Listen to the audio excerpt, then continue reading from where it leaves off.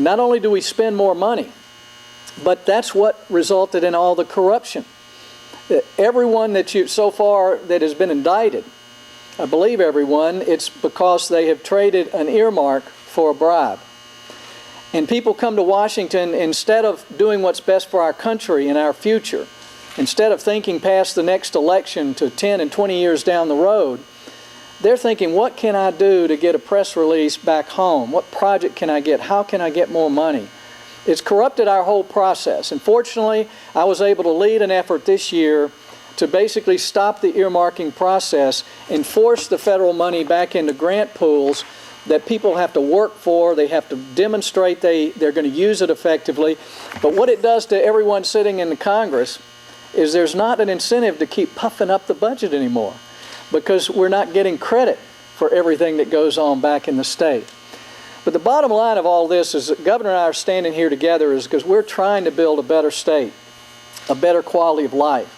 And every time the state government or the federal government takes money out of the private sector, it diminishes our future. And every time a state legislator or a congressman or senator is focused on trying to get something back for his district or just their area of the country, they lose sight of what we're there for. And that's to build a better America and a better South Carolina. And so we came here today at last minute just to make a point that the government can play a role in improving our economy, but there's a right and a wrong way to do it. And if South Carolina has increase in revenue, the first thing we need to think about is how can we reduce spending and how can we cut taxes. And from where I sit in Washington, people from all over the country and all over the world come through my office.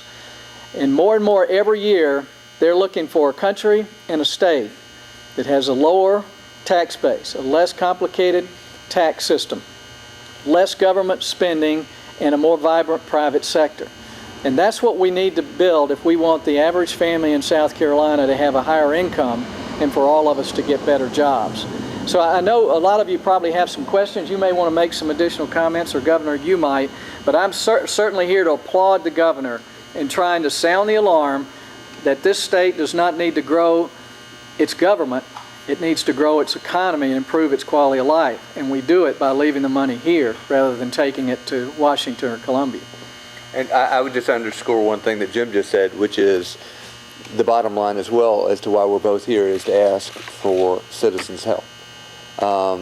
Whether in Washington or whether in Columbia, what comes next with regard to how much of your money is going to get spent and how it's going to get spent will ultimately be determined by the degree to which people make their voice heard. We're closing in on the end of our budget process in Columbia. It's vitally important that people make their voice heard. I go back to the earmarks he was just talking about. You know, we have a very convoluted process. Going back to the right ways and wrong ways of doing it, a number of different papers have editorialized on the faults of the, quote, competitive grants program in South Carolina, because it's not been competitive. It's not been merit-based. It has been simply, as Jim just pointed out, if you know the right person or the right chairman, or in some cases the right lobbyist, you get an earmark, and if you don't, you're kind of out of luck. What's that mean? It means that there's an amazing correlation between Hugh Leatherman's district, who happens to be head of Senate Finance, and an amazing number of earmarks that go to that part of South Carolina versus earmarks or grants that could come to Greenville or the upstate that frankly have more merit to them. Anyway, bottom line is ask for people's help in making their voice heard. I'm sorry. And I'll add on to that. We do want to get to your questions. We've had some members of Congress say, well, if we don't if we don't put the money where we want it, then some bureaucrat inside the administration is going to decide where it goes. But they have to use a process, and we're getting better and better at the review process. But if Congress doesn't earmark it, then we have to oversee how it's spent. And that's how Congress is supposed to work, is we let the executive branch to use our priorities and our budget and carry out the function. And then our job is to oversee and make sure they do it the right way. Right now we can't do it because we tell them where the money should go. There's a huge conflict of interest within the Congress because there's no supervision process, no accountability. So there are ways to improve it, and just because the state competitive system might not be working the way we want does not mean we need to continue to make it the primary function of our legislators to get some money to come back home. That's not why we go to Columbia or to Washington.